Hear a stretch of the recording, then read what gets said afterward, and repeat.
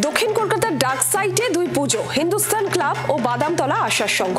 কোন পুজো কমিটি এবার কি কি চমক দিতে তৈরি, চলুন দেখে নেওয়া যাক।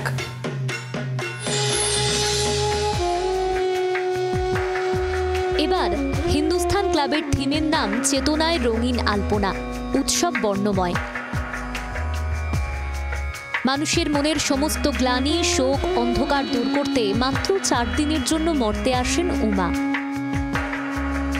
তাই হিন্দুস্তান ক্লাব এবার উপহার দিতে চলেছে এক বর্ণময় পুজো মণ্ডপ। শিল্পী শিবশঙ্কর দাসের হাত ধরে পুজো মণ্ডপের আবহ সাজানো হচ্ছে নবরাত্রির ধাঁচে।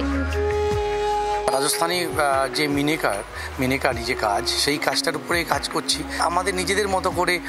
বেঙ্গল, তার সঙ্গে রাজস্থানের ঘরানা, মিনেকারি সব কিছু মিশিয়ে একটা উৎসবের ফ্লেভার আনছি।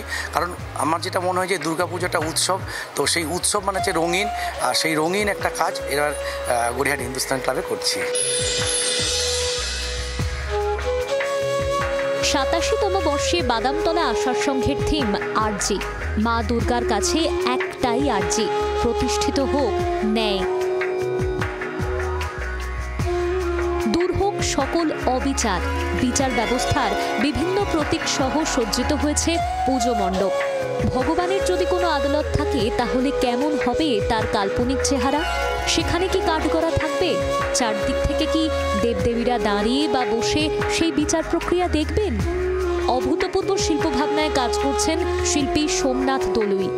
আমাদের সামাজিক জীবনে নানা রকম অসুবিধার সম্মুখীন হই, একটা অসহায় যখন অনুভব করি, তখন যে সর্বোচ্চ ক্ষমতা সম্পন্ন ভগবান, তার কাছে বিচার প্রার্থনা করি। ভগবানের তো একটা বিচার সভা নিশ্চয়ই থাকবে, সেটা কেমন দেখতে হবে? সেটা কি আমাদের এই আদালতের মতো দেখতে, বা আমরা যে কোর্টরুমে ঢুকে প্রতিদিন এই সমাধান সূত্র খুঁজতে যাই, তো সেই রকম কি কোনো একটা জায়গা? তো ভগবানের বিচার সভা যদি দেখতে হয়, তাহলে বাদামতলা আশার সঙ্গে এই পুজোটা মানে সেইভাবেই আমি এটাকে প্রেজেন্ট কিন্তু করছে।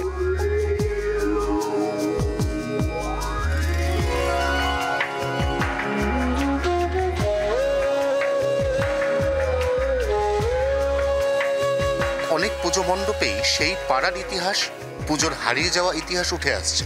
তার পাশাপাশি মানুষের জীবনের এরকম অনেক টানাপোড়েন, দৈনন্দিন জীবনে যৌবন থেকে বার্ধক্যের উত্তরণ, সবকিছুই নিগুড় থিম ভাবনায় এবার উঠে আসছে মণ্ডপে মণ্ডপে। জি 24 ঘন্টার জন্য ক্যামেরা অরিন্দমের সঙ্গে অয়ন, কলকাতা। বাংলার আওয়াজ, বাঙালির আবেগ, জি 24 ঘন্টা।